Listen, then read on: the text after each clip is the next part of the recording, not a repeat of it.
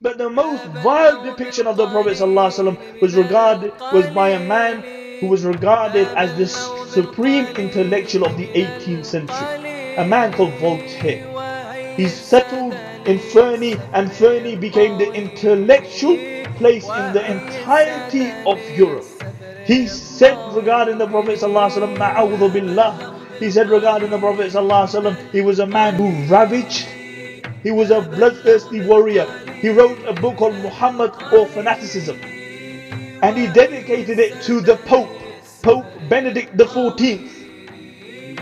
And the Pope mentions, I read this book and I read it with great pleasure. And in the book he mentions how the Prophet ﷺ wanted to kill Abu Sufyan and his family. So he told Zayd ibn Harith radiallahu anhu, his adopted son, if you, astaghfirullah, you can understand the mentality and the sickness of these people. And he told Zayd ibn Harith that if you kill Abu Sufyan, then I have your sister as my slave, and na'udhu billah, I will allow you to commit incest with her. And you can understand the mentality of the Pope, who said, I read it with great pleasure.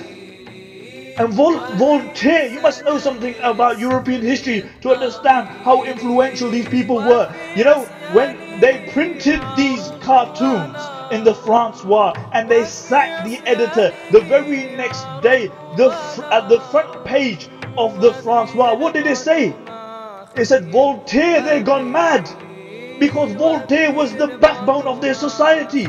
And this is how he depicted the Prophet ﷺ. The encyclopedia which came out of France, which was regarded as the masterpiece, how did it depict the Prophet ﷺ? It depicted a man who had hot blood, because he was a man who was sexually driven. He had a harem, and his followers had entire harems full with women, a'udhu billah. And then they mentioned that the reason why the Prophet ﷺ didn't fight the Persians and conquer the Persians, because he was a man who was sexually driven, and he was scared because the Iranian women, Persian women were so beautiful that he, na'udhu billah, he may not be able to control himself. This is how they depicted, and really, and Voltaire, the great intellectual of the 18th and 19th century. And all this came into the vicious fore when Salman Rushdie wrote his satanic verses. He literally utilized all these narrations. When he wrote the satanic version, he depicted the Prophet ﷺ as Mahound. He depicted, na'udhu billah, the Prophet ﷺ as a brothel keeper. And you see, how often do you see the disciples of Salman Rushdie coming out and they say, oh, we don't really care. It's an issue of freedom of speech. It's only a cartoon. I ask you, is there any such thing as absolute freedom? Is there any such thing? They say man is free, but if you violate the rights of other people, if you commit a crime, they will put you into prison. So where's your freedom? Because freedom comes with responsibility. And if you forego that responsibility, then you don't have the right. You don't have the right to have freedom. When Salman Rushdie bases a book on a fictitious dream, and he depicts the Prophet ﷺ as Mahound, and he depicts the Prophet ﷺ as a brothel keeper, and his wives, he slanders his wives and the Sahaba radiallahu anhu. This is no longer freedom of speech. This is cynicism. When Madonna takes a crucifix and she starts doing lewd acts with it, this isn't freedom of expression. This is cynicism. And really, you look at the West today, because they don't regard anything as sacred. You know, there was a time when they said Islam versus Christendom. They don't say Islam versus Christendom anywhere, because Christendom don't hold anything sacred. And this is why they've substituted it for Islam versus the West. Christendom don't hold anything sacred. When Isa ﷺ was depicted in the last temptation having a sexual relationship with a woman, where was Christendom? Where were they? They were non-existent. Why? Because they don't hold anything sacred. They want to see that have the Muslim become desensitized like the Christians. under the banner of freedom of speech, have the Muslims become desensitized like the Christians. This is what they are trying with the Muslims. And they are provocating, they want to see. This is exactly what they used to do in Spain. When the Christians retook Spain, what they would do, they would send out testers. They would pull off the hijab of a woman and see what the reaction of the Muslims were. If they did nothing, then they would go a step further.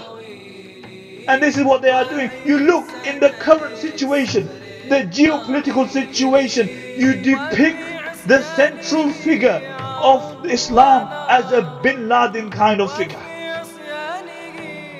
The turban and dynamite coming out of it. You depict him as a womanizer sitting on a cloud with virgins and telling the suicide bombers there's no more virgin left in Jannah. What are you saying? That he's inciting suicide bombers. That's what you're saying. And they are really, this is a reality. They are testing the water. They are seeing what kind of reaction will the Muslims give to this. What will they do? They want to see how desensitized you are. And they find they desensitized Muslims in the Munira Mirzas of this world who will say, no, it's fine. It's freedom of speech. We don't care. And the Ghiyasuddin Siddiquis of this world. It's fine. No problem. What kind of iman do you have? Really, what kind of iman do you have? And really, this shows the state of the Muslim Ummah. This shows our state here. Who do we have as representatives? People who have no relationship with Islam, and they come on as if though they are the spokesmen and spokeswomen for Islam. You know, whenever there's an issue, who do we have on national TV? Yasmin Ali Bhai Brown. Who is Yasmin Ali Bhai Brown? Let me tell you Yasmin Ali Bhai Brown is.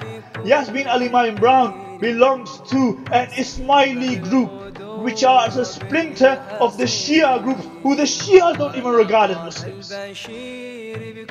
Even the Shias don't regard as Muslims. And every time there's an issue, Yasmin Ali Bhai Brown is at the fore. They believe in an esoteric Islam, where you don't really need to pray too much. Where the Quran says do tawaf, as long as you do tawaf around the Imam, it will suffice. When the Quran is timeless to them it's time bound, and the Imam has the same authority as the Quran. The Imams have the same authority as the Quran. You know, once I was in London, and it was Friday, I was in Croydon, and I wanted to pray Jummah, and I went to the cab driver. I said, take me to the nearest mosque. And he takes me to a masjid where it says Jamaat Khan outside, so I thought it must be a masjid. And I looked, it was Jummah time, there's nobody coming, nobody going. I went to the front, I went to the back, and finally I knocked on the door, and this old lady opened the door. She looked at me and she said, this is a Ismaili Jamaat Khana. They don't even have Jummah. You know, they don't, and these are the people who are the representatives of the Muslims. Really, this says a lot about the Muslims, because this talk is not just regarding what's happening. What should be our response? And I really don't know who do a greater damage. These supine, spineless want-to-bes, or the armchair jihadis. I mean, what was the basis of you walking down London with banners saying, when the Mujahideen come roaring, Europe will come crawling?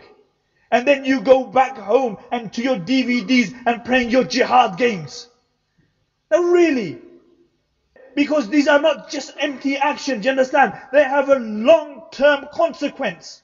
So next time a sister's hijab gets pulled off because of your actions, next time they pass a bill. If you watch Prime Minister's question time this week, what was he saying? He was taunting the Tories. He said, I told you, you should have backed me on the glorification of terrorism bill. Whose agenda are you pushing? Many of these brothers may be mukhlis, I don't doubt that. But the Prophet ﷺ made a dua. He said, oh Allah, show me haqq as haqq.